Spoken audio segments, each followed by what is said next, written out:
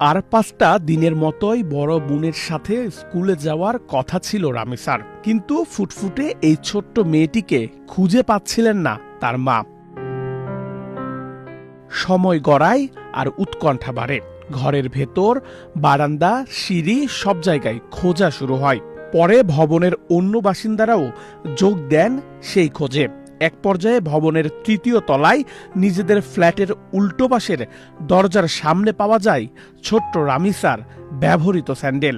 তখনই সন্দেহ আরও ঘনীভূত হয়। ভেতরে থাকা লোকজনকে দরজা খুলতে বলা হলেও দীর্ঘ সময় কোনো সাড়া পাওয়া যাচ্ছিল না। পরে প্রতিবেশীদের নিয়ে দরজা ভেঙে ফ্ল্যাটে ঢোকেন তারা। এরপরই সামনে আসে ভয়ঙ্কর এক দৃশ্য। ফ্ল্যাটের বাসিন্দা সোহেল রানার কক্ষের চারিদিকে রক্ত ছড়িয়ে ছিটিয়ে আছে।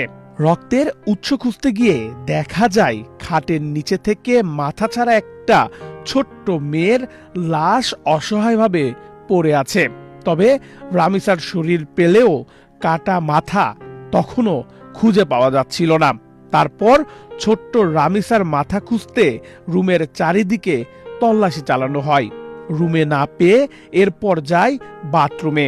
সেখানেই রক্তে ভেজা রামিসার কাটা মাথা পাওয়া যায়। গত ১৯ মে মঙ্গলবার সকাল 10:30টার দিকে রাজধানীর পল্লবী এলাকায় এ ঘটনা ঘটে।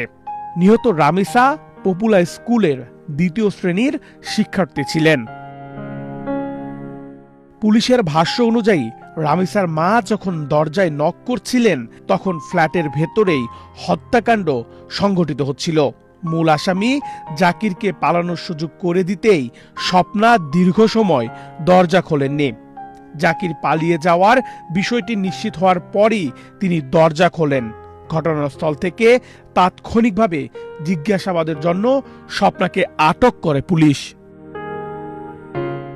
রামিসার পরিবার ওই ভবনে প্রায় ১৭ বছর ধরে বসবাস করলেও অভিযুক্ত দম্পতি মাত্র ২ মাস আগে বিপরীত পাশের ফ্ল্যাটে ভাড়ায় ওঠেন।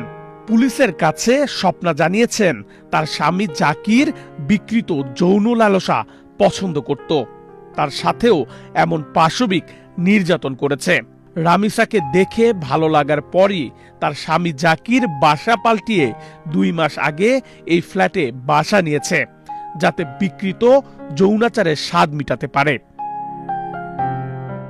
জাকিরের স্ত্রী স্বপ্নার ভাষ্যমতে ছোট রামিসাকে টেনে হিচড়ে রুমে আনার পর তার স্বামী রামিসাকে ধর্ষণ করার চেষ্টা চালায়।